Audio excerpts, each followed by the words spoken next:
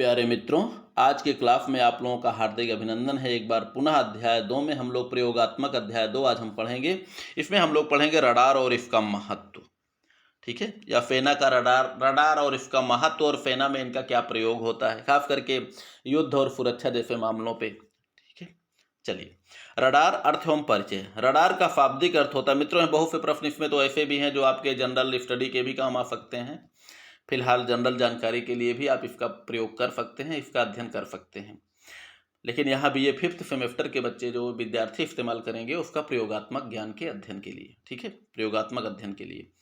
Radar का अर्थ एवं परिचय। रडार का शाब्दिक अर्थ मित्रों एक बार आपसे फिर से कहेंगे, लाइक और सब्सक्राइब जरूर कर दिया कीजिए।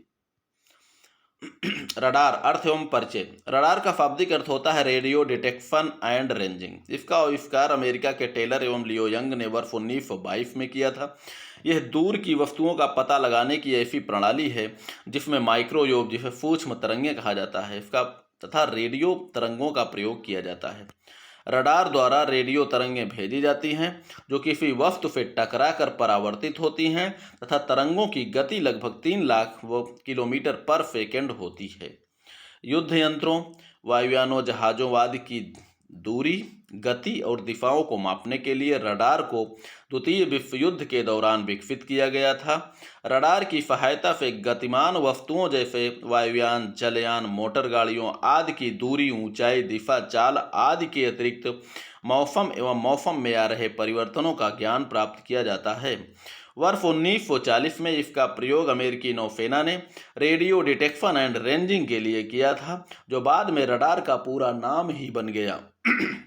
रडार के प्रमुख अवयव। मित्रों, रडार के प्रमुख अवयव इस प्रकार होते हैं, जिसमें पहला नंबर है मॉड्यूलेटर।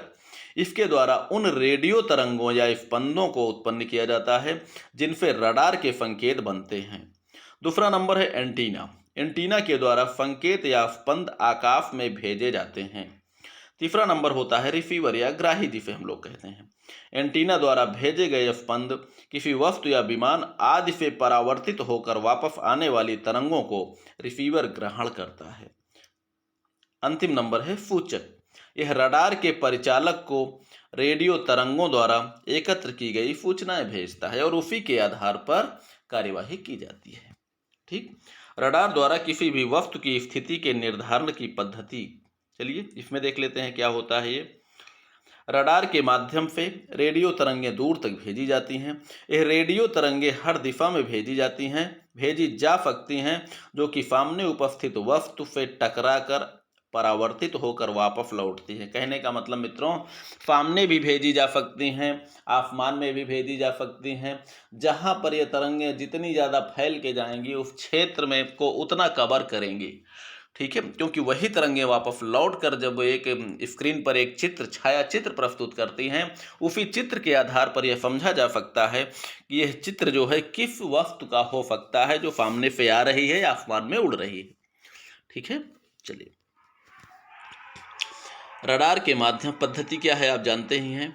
रडार के माध्यम से रेडियो तरंगें दूर तक भेजी जाती हैं। यह रेडियो तरंगें हर दिशा में भेजी जाती हैं, जो सामने से उपस्थित वस्तुओं से टकराकर परावर्तित होकर वापस लौटती हैं। रडार द्वारा भेजी गई तरंगें किसी वस्तु से टकराकर परावर्तित होकर वापस आने में लगने वाले समय को नापा जाता है, जिसका ज्ञान होने पर दूरी आसानी से पता हो जाती है।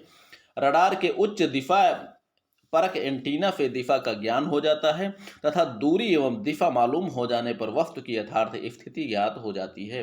रडार का ट्रांसमीटर एक नियमित समय के अंतराल पर रेडियो ऊर्जा के क्षणिक एवं तीव्र स्पंदों को हमेशा भेजता रहता है।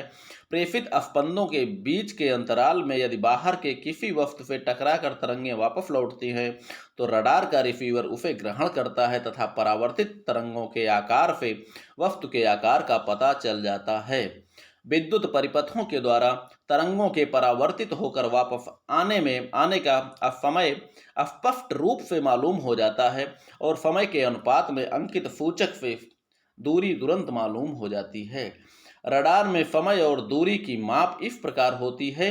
एक माइक्रो सेकेंड, यानी जो कि सेकेंड का 10 लाखवां भाग होता है, में 164 गज और 19.75 माइक्रो सेकेंड में 1 मील की दूरी तय होनी मानी जाती है। एक अच्छे रडार से दूरी मापने में लगभग 15 गज से अधिक भूल नहीं होती है और इससे कोई विशेष प्रभाव भी नहीं पड़ता।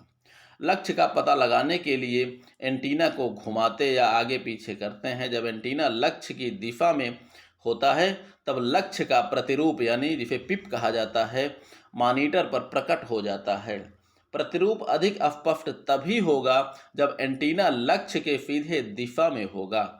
रडार के ग्राही यंत्र के मॉनिटर पर वस्तु की स्थिति स्पष्ट दिखाई देती है। मित्रों, इसी प्रकार जो है ये काम करने का तरीका होता है रडार के। अब सुरक्षा कार्यों में रडार का उपयोग का हम लोग देख लेते हैं। रडार ने विमानों, जहाज़ों आदि के संचालन को अधिक सुरक्षित बना दिया है। इसके द्वारा चालकों को दूर स्थित पहाड़ों, हिमफैलों अथवा अन्य रुकावटों का पता चल जाता है। विमानों को पृथ्वी से अपनी सही ऊंचाई का पता चल जाता है। रात्रि में हवाई अड्डों पर उतरने में आसानी होती है। रडार का उपयोग सैन्य कार्यवाही के दौरान सेना के सभी अंगों द्वारा आक्रमण एवं बचाव दोनों के लिए बड़ी संख्या में किया जाता है।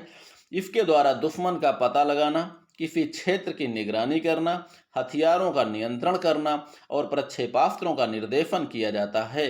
वर्तमान युद्धों में रडार के आने से युद्ध में अचानक आक्रमण करना अब सरल नहीं रह गया है, क्योंकि इसके द्वारा जहाज़ों, विमानों और रॉकेटों, प्रक्षेपास्त्रों के आने की पूर्व सूचना मिल जाती है। इसे बीच में ही विरोधी उपकरणों से गिराया या नष्ट भी किया जा सकता है। खराब मौसम, धुंध, अंधेरा, कोहरा आदि इसकी कार्यवाही में बाधक नहीं बन सकते, यानी इन तरंगों को नहीं रोक सकते। चाहे कितना मौसम खराब हो, चाहे कोहरा हो, चाहे अंधेरा हो, चाहे रात हो, चाहे दिन हो। ठीक है। वायुयानों पर भी रडार के लगे होने से अन्य आने वाले विमानों का पता चल जाता है तथा इसके प्रयोग से लड़ाकू विमान लक्ष्य तक जाने और वापस आने में सफल हो जाते हैं। एक केंद्रीय नियंत्रक रडार के द्वारा 299 मील के व्यास के चारों तरफ ऊपर से नीचे आकाश में क्या हो रहा है इसका पता लगाया जा सकता है। रडार द्वारा रात या दिन में समुद्र के सतह पर निकली पनडुब्बियों और आने जाने वाले जहाज़ों का पता चल जाता है और इस पर तोपों, मिसाइलों या रॉकेटों से सही हमला किया जा सकता है। रडार से बचाव। मित्रों, रडार से बचाव के हम तरीके भी पढ़ लेते हैं। कुछ तरीकों को अपनाकर हम रडार की पकड़ से बच सकते हैं। जैसे नकली संकेत को उत्पन्न करके वास्तविक रडार के संकेतों को भ्रम में डाला जा सकता है, जिससे वे रडार सिग्नल के मिलकर गलत जानकारी ही प्रदान करेंगे और रिसीवर तक पहुंचने ही नहीं पाएंगे। यदि किसी वस्तु, हवाई जहाज या लड़ाकू विमान की डिजाइन नुकीले रूप में की गई है तो संकेत या तरंगें विमान से टकराकर बिखर जाती हैं और रिसीवर तक नहीं पहुंच पाती हैं।